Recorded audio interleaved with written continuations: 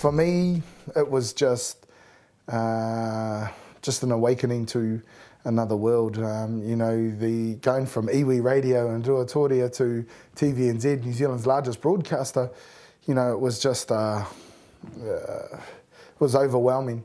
I was rough around the edges. It took me a while to get used to the big machinery that was TVNZ, but then actually to get onto the art of storytelling in 1 minute 30 or 1 minute 40 or whatever the news duration was. So, and I think the thing that really helped me though was that it was a te reo Māori environment. Māori language was the, you know, is the language of Te Karere. So, you know, there was a feeling of whānau and I was able to get a really good insight into television.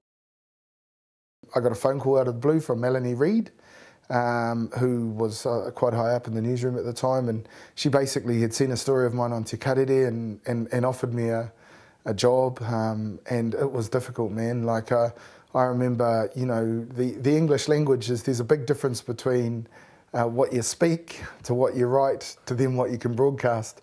So I'd come out of a largely a Māori language environment, and I just remember I had the worst voice, and it was doubled with, you know, pretty rough English, and man, it was a struggle. And I remember, you know, reporters used to get into the office 9:30.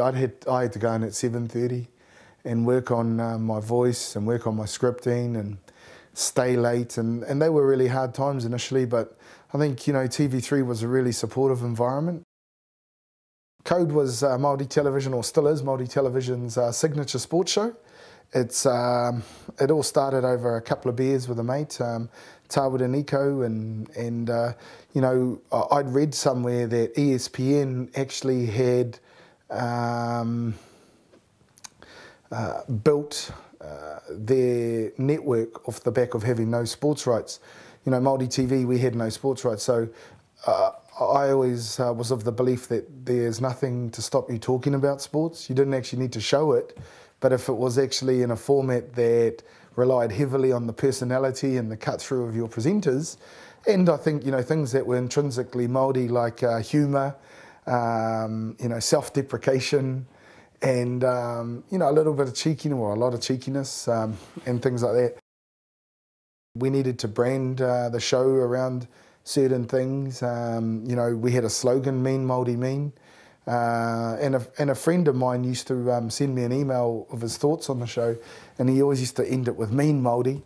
And I'd seen what had happened on the footy show in Australia. They had a saying that was associated with the show that was "That's gold," and it was, you know, that's quite an Australian one, and I kind of felt that we needed one for our show. So, you know, "Mean Māori Mean" became a show slogan. It really caught on, and 9 years later, you know, it's still a powerhouse of Māori TV schedule.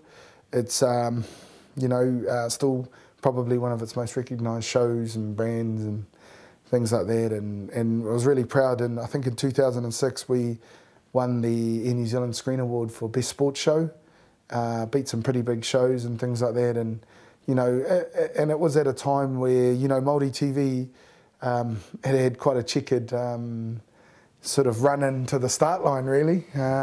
So, you know, 2 years into its sort of story, we were able to win an award that sort of really put us on equal footing, you know, with our mainstream counterparts. So it was hard. It was very hard because it was a 15-part series, and you know, it took over a year to shoot it and things like that. But you know, I look at it now, and it's just been replayed recently on Māori TV, and you know, I still get comments from people about it, and you know, I look at it, and you know, you develop as a storyteller, but I'm really extremely proud of that, you know, and extremely proud of Nicole Horan, who also helped produce and direct it and things like that. So, but you know, just to get that honour, it was just amazing, and you know, probably one of the most fulfilling projects I've ever worked on. I don't know a Māori that doesn't have a relation or a friend or somebody in the extended whānau in Australia at the moment. You know, I think 1 in 5 of us are over there. So I thought it was a really valid demographic, and their story I really wanted to tell. Again, I'd been, you know, obviously honing my skills in that whole factual reality space, and I was really keen to do that. I remember filming it, you know, thinking we were either onto something really, really big, or it was going to be something quite obscure that nobody was going to get. In the end, I think it, you know, was really, it was, yeah, it obviously was at the noisy end of the scale.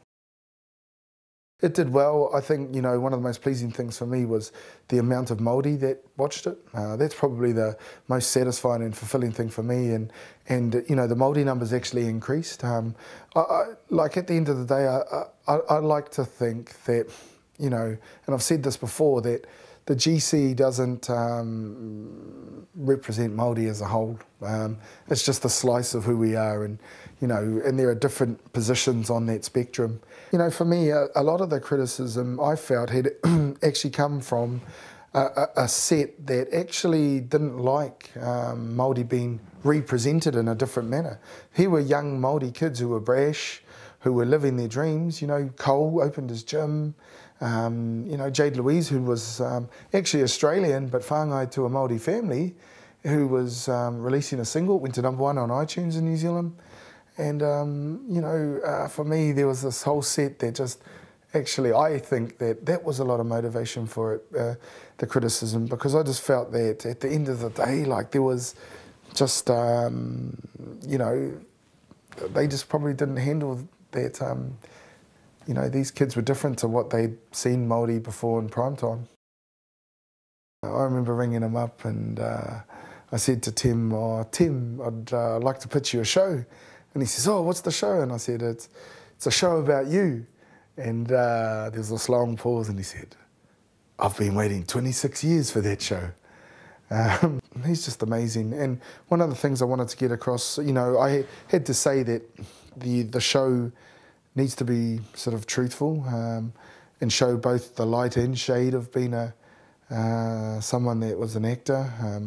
I also wanted to showcase and highlight Tim's comedic ability. I think he's probably got the best comedic timing of anyone I've ever worked with. He is amazing. He's funny. He's witty. But there's moments of real vulnerability as well. And I think that you need that kind of mix.